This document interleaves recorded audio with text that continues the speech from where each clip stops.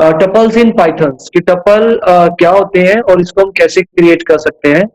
तो टपल हमारे लिस्ट होते हैं, ऑर्डर्ड एक सीक्वेंस है जिसमें आप वैल्यूज लिख सकते हो।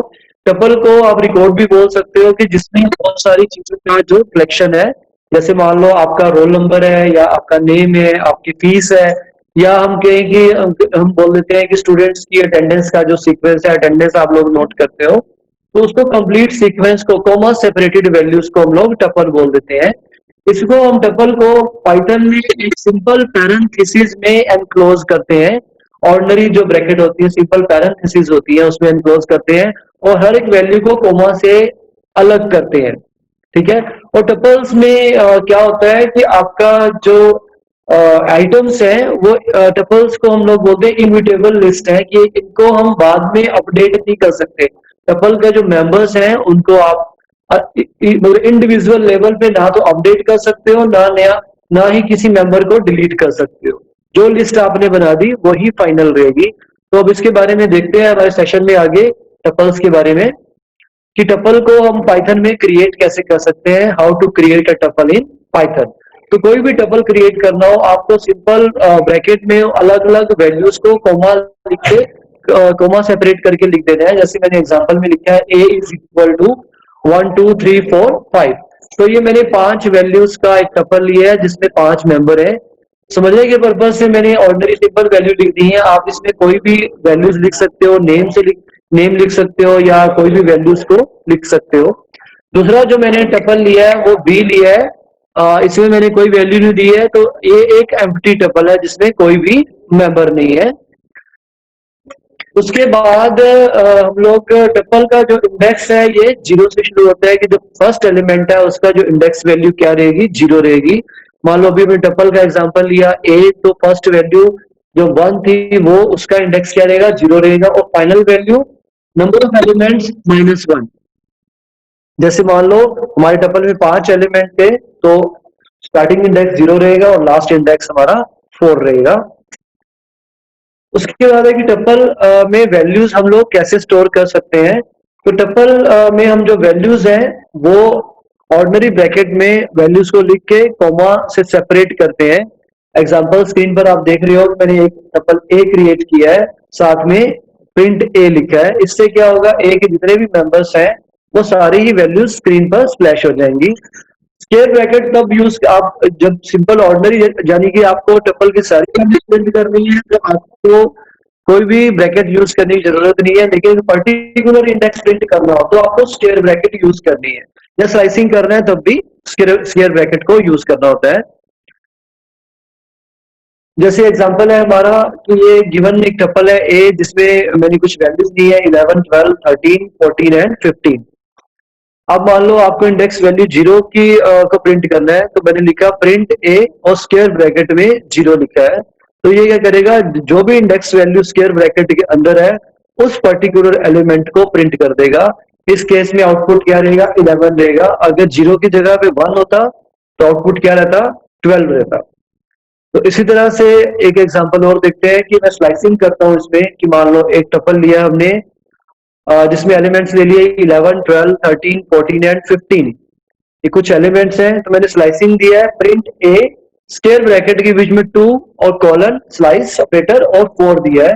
तो ये क्या करेगा, इंडेक्स वैल्यू 2 से लेके 3 तक जितने भी एलिमेंट्स होंगे उन सबको प्रिंट कर देगा।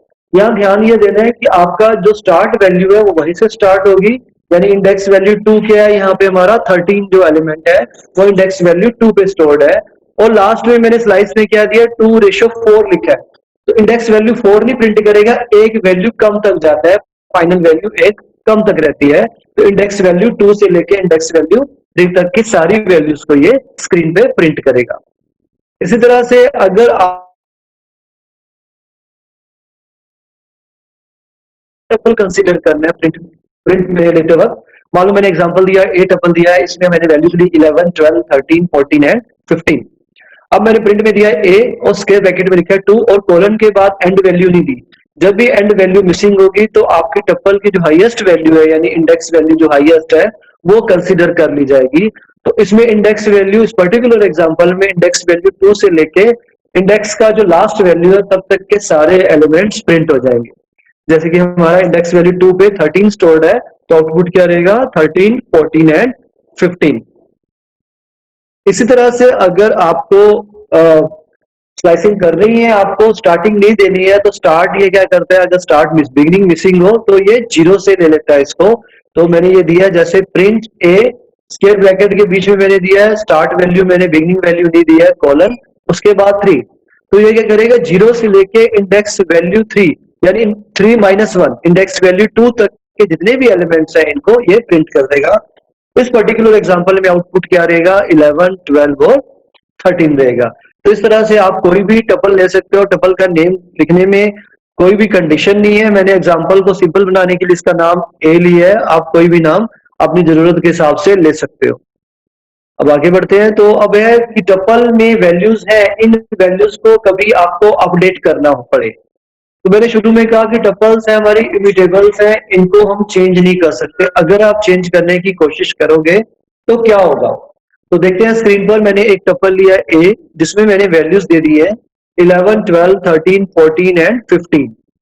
अब मैंने लिखा ए 0 इज इक्वल टू 35 कि मैंने इंडेक्स वैल्यू 0 को 35 करने की कोशिश की है। जब आप ऐसा करोगे पाइथन में तो ये क्या करेगा, एक एरर मैसेज को स्प्लैश करेगा। क्या एरर आएगा मैंने स्क्रीन पर आपको दिखा भी दिया है कि एरर टाइप ऑफ एरर देखो, tuple object does not support item assignment, कि ये ऑपरेशन अलाउड नहीं है कि आप कोई भी एग्जिस्टिंग वैल्यू को ओवरराइट करो।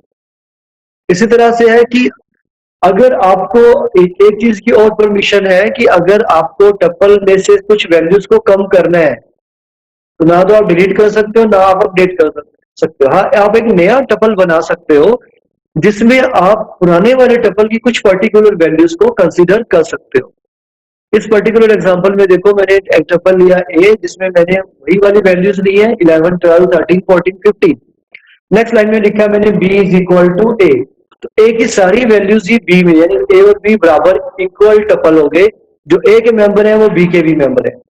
थर्ड लाइन में मैंने लिखा है c इज इक्वल टू ए, ए के अंदर मैंने स्लाइसिंग की है कि इंडेक्स वैल्यू 2 से लेके इंडेक्स वैल्यू 3 माइनस 1 तक के एलिमेंट्स हैं जो वो टपल सी का पार्ट बनेंगे। यानी अब टपल सी क्या हो गया, एक तरह से एक सबसेट हो गया, एक छोटा टपल हो गया जिसमें हमने ए के सारे एलिमेंट नहीं लिए। तो इस तरह के आप कॉम्बिनेशन ट्राई करके टपल की वैल्यूज को कम कर सकते हो, या नए टपल में आप कुछ वैल्यूज को कम ले सकते हो। इसी तरह से अब आगे देखते हैं कि टपल में से एलिमेंट्स अगर डिलीट करने हो तो कैसे करते हैं या क्या होता है उसमें। तो removing individual tuple elements is not possible. एक पर्टिकुलर इंडेक्स वैल्यू को अगर आप डिलीट करने की कोशिश करोगे ए ऑफ 0, ए ऑफ 1, तो आप डिलीट नहीं कर सकोगे। तो अब देखते हैं कि इसका एक प्रोग्राम सेगमेंट देख लेते हैं कि अगर आपको पूरा टपल डिलीट करना है तब आप पूरा टपल डिलीट कर सकते हो डेल स्टेटमेंट को यूज करके। स्क्रीन पर आप देखो, मैंने एक टपल दिया है ए में मैंने मेंबर्स दिए हैं 1, 2, 3, 4, 5 और 6। उसके बाद टपल को मैंने प्रिंट कर दिया। ये स्टेटमेंट क्या करेगी, टपल के सारे एलिमेंट्स को प्रिंट कर देगी। फिर मैंने लिखा डेल ए, ये क्या करेगा ए टपल को डिलीट कर देगा। फिर एक प्रिंट स्टेटमेंट दिया है आफ्टर डिलीटिंग ए को डिलीट करने के बाद क्या होगा। फिर मैंने किया प्रिंट ए। ऑब्वियसली इसमें क्या होगा कि पहले टपल ए के एलिमेंट्स प्रिंट होंगे, टपल डिलीट होने के बाद टपल प्रिंट नहीं हो पाएगा और एरर स्प्लैश होगा। तो आउटपुट देखो, पहले तो उसने टपल को प्रिंट कर दिया है 1, 2, 3, 4, 5, 6। उसके बाद उसने ये मैसेज स्प्लैश किया आफ्टर डिलीटिंग ए। उसके बाद एरर मैसेज आ गया ए इज नॉट डिफाइंड, ये टपल अब डिलीट हो चुका है, ये कंफर्मेशन हो गई है। उसके बाद है हमारा टपल से रिलेटेड कुछ ऑपरेशंस हैं। हम कौन कौन से ऑपरेशंस कर सकते हैं, तो हम टपल की लेंथ कैलकुलेट कर सकते हैं। उसके लिए हम len फंक्शन को यूज करेंगे। इस पर्टिकुलर एग्जांपल में मैंने टपल लिया ए में मैंने एलिमेंट्स वही ले लिए, 7 एलिमेंट्स ले लिए, 1, 2, 3, 4, 5, 6, 7 और लेंथ फंक्शन यूज किया, ब्रैकेट में लिखा है ए। तो इसमें 7 मेंबर्स हैं तो आउटपुट क्या आएगा 7 आएगा। तो किसी भी टपल की लेंथ कैलकुलेट करनी हो तो आप क्या करते हो len फंक्शन को यूज कर सकते हो। उसके बाद है कॉनकैटेनेशन, दो या दो से ज्यादा टपल्स को जोड़ना हो, कॉनकैटेनेट करना हो, जैसे स्ट्रिंग जॉइनिंग करते हैं, तो आप प्लस ऑपरेटर को यूज करके कॉनकैटेनेशन कर सकते हो। टपल ए है जिसमें मैंने 1, 2, 3, 4, 5, 6, 7 तक मेंबर ले लिए और टपल बी है जिसमें मैंने 2 मेंबर लिए 8 और 9। प्रिंट ए प्लस बी लिया है, ए और बी कॉनकैटिनेट हो जाएंगे। फाइनल आउटपुट आप देख पा रहे हैं कि सारे के सारे दोनों टपल्स के जो सारे मेंबर हैं एक बार combined as a tuple screen पर डिस्प्ले हो रहे हैं। तो प्लस ऑपरेटर यूज हो रहा है हमारा, होता है हमारा कॉनकैटिनेशन के लिए। इस तरह से अगर टपल की वैल्यूज को रिपीट करना हो, रेपिटेशन करना हो, तो आप क्या करोगे, टपल नेम साथ में मल्टीप्लाई ऑपरेटर साथ में नंबर ऑफ टाइम्स दे दोगे। जैसे इस पर्टिकुलर एग्जांपल में मैंने टपल दिया ए, जिसमें मैंने मेंबर दे दिए 1 to 7 तक, सारे नेचुरल नंबर्स दे दिए हैं। प्रिंट के बीच में लिखा मैंने ए इंटू 2। अब आउटपुट में देखो ये सारे मेंबर दो बार प्रिंट हुए। अगर 3 लिखेंगे तो 3 टाइम्स, 4 लिखेंगे तो ये आउटपुट में ये मेंबर 4 टाइम्स स्प्लैश हो जाएंगे। इसी तरह से अब आगे हमारा टपल ऑपरेशंस में मेंबरशिप, कि कोई पर्टिकुलर हमारा टपल है, हमने चेक करना है कि कोई पर्टिकुलर एलिमेंट इस टपल का मेंबर है या नहीं है। जैसे इस केस में मैंने टपल लिया जिसमें मैंने मेंबर ले लिए 1 to 7 तक के सारे नेचुरल नंबर्स ले लिए हैं। अब मैंने प्रिंट में लिखा 3 इन ए।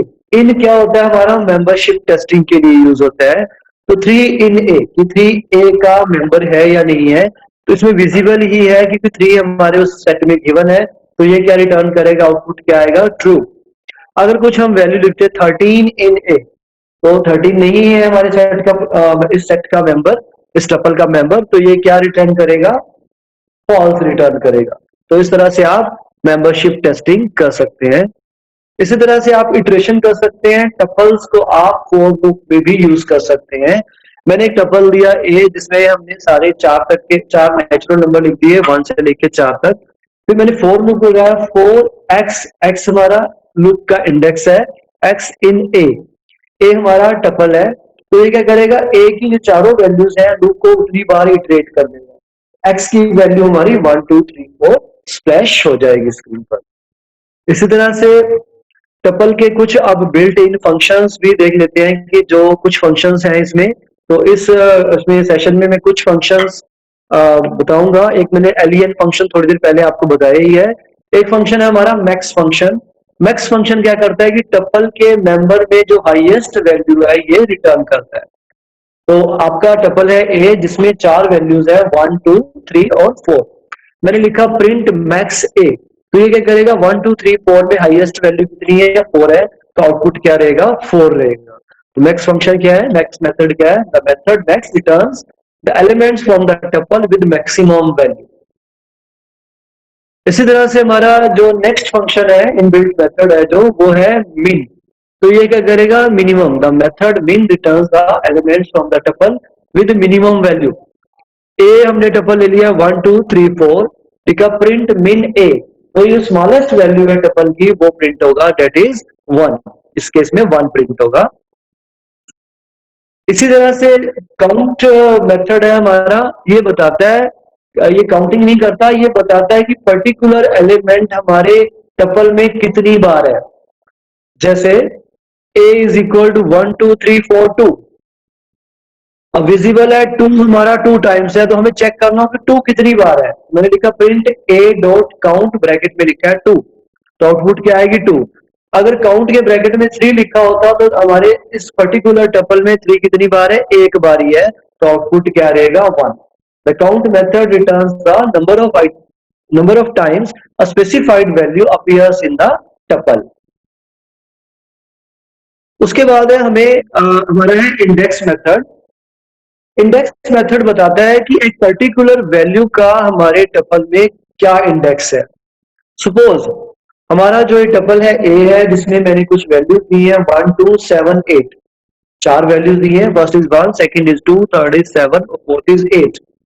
अब हमें कहीं जरूरत हो चेक कि 8 कौन सी इंडेक्स वैल्यू पे स्टोर्ड है, तो हम क्या करेंगे, x is equal to 8 dot index, bracket में वो वैल्यू दे देंगे, तो प्रिंट x।